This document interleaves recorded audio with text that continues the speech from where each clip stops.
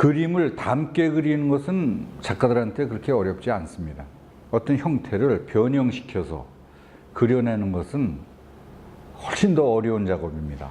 오늘 만나볼 금명보 작가는 그런 재미난 이미지를 변형시키는데 아주 장기를 가진 작가라는 생각이 듭니다.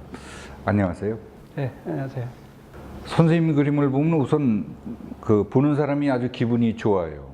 형태들이 둥글둥글하고 아주 친근한 형태가 많이 있는데 트레이드마크처럼 되는 이런 형태들이 어떻게 나왔을까 그런 궁금증이 먼저 일거든요.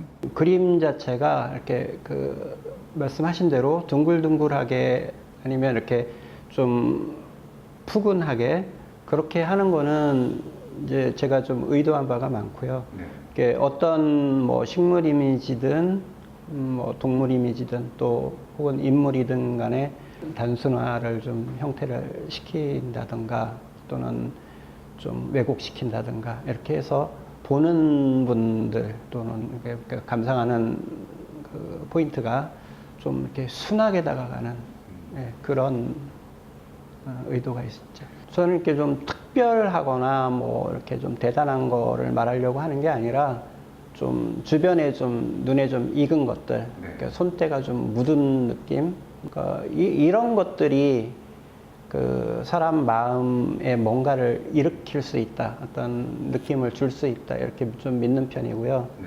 어떤 형태도 좀 더 투박하지만 어떻게 보면 의도적으로 좀 세련된 느낌은 좀 많이 제가 좀 자제하는 편이고요. 민화가 주는 어떤 그 형태, 색감 그리고 어떤 시선 처리 같은 것들, 그 화면하는 어떤 구성법들 그런 것들이 좀 저한테는 좀 굉장히 좀 뭔가 이거를 좀 그림으로 만들어내면 뭐 여러 가지로 좋은 것들을 좀 만들어낼 수 있겠구나 그런 생각을 했죠. 저는 이렇게 그림을 시작하기 전에 그 캔버스에 밑작업을 좀 많이 하는 편입니다.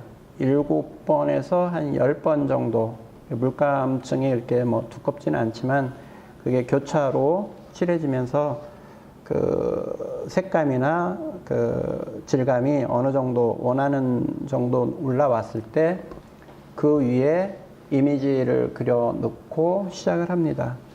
주로 이제 이렇게 올렸기 때문에 이거를 다 메꾸지를 않고 그 위에 붓을 이렇게 잡은 다음에 약간 이렇게 스치듯이 조금 칠하는 편입니다. 그러다 보면은 그 물감의 어떤 높낮이 요철로 해서 이렇게 그 밑색하고 위 색감들 이렇게 되면은 한 몇 가지 색들이 벌써 보이기 시작하죠. 그리고 이게 조금 더 마른 다음에면은 조금 더 밝은 색들이나 이렇게 좀 만들어서 그 위에 다시 한 번 더 올라가는 과정을 거쳐서 그림을 합니다.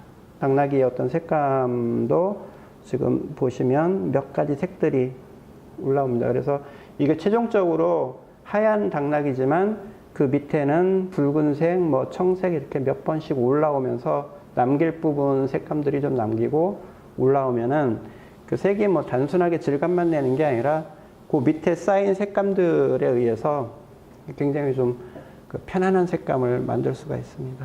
그래서 이렇게 메꾸는 게 아니라 저는 이렇게 좀 어떻게 보면 좀 듬성듬성 칠하는 느낌이죠. 이 채색을 할 때는 한 번에 결정짓는 색감이 아니라 그 밑에 그 다음에 올라갈 색감들을 생각을 해서 밑작업 현재 칠하는 색들을 이렇게 정해서 칠해주면 됩니다.